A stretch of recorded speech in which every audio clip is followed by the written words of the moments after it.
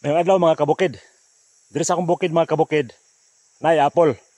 Ug harbiso na to ni ron. Mao ni siya ang gitawag nga velvet apple mga kabukid. Akong gitistingan og buwak sa akong kamot mga kabukid. Apan gahi kay siya, kay mao pay pagkahinog niya. Mao nga ako na lang siya gipanitan, pinagi sa sundang. Kung panitan siya mga kabukid, mura ra pud siya apple. Ang kilid sa pinanitan mga kabukid, pink ang color. Ang iyang panit medyo baga lang gamay sa apple, then gilibot-libutan kini siya og gagmay nga mga balhibo nga color puti. Ang iyang lasa mga kabukid, murag sagol sa bana, dayon cheesy siya, ang apple crunchy. Daghan kini siya bitamina ug minerales mga kabukid.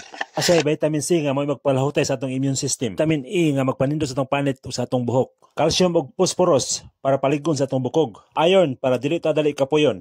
Antioxidants mga kabukid nga mao'y modepinsa sa cells sa atong lawas para dili siya dali madamage. Potassium nga mao'y nagpanindot sa dagan sa atong dugo ug heart rhythm.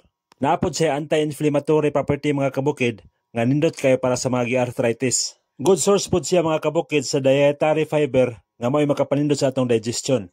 Nasa antimicrobial properties mga kabukid nga mao'y moaway sa mga delikado nga microorganisms.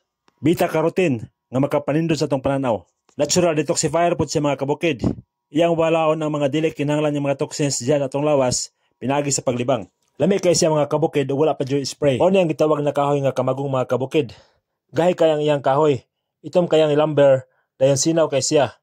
Gitawag mo ni siya iron word mga kabukid. Kani nga kamagong mga kabukid nananani sa 80 years old pataas. Ang kahoy mga kabukid gitawag og kamagong dayon ang iyang bunga gitawag og mabulo. Velvet apple sa mga kabukid kay mura jud siya ka apple. Dayon velvet kay ang iyang bunga gilibot-libot na og puti nga murag fabric. Mao ni ang liso sa kamagong mga kabukid. Sayon ra kasi tanom. Kay igor ra ibutang sa yuta, tabunan gamay, uturok na siya. Mao ni ang kamagong nga akong tinanom mga kabukid. Ug dungaga para ako idaghan. Paglabay sa 80 ka tuig ani mga kabukid, mapuslan na sa akong mga apo. Salamat sa pagtanaw o hinaot nga nakatan ni dugang pagtulunan sa adlaw niyong panginabuhi. Bye-bye.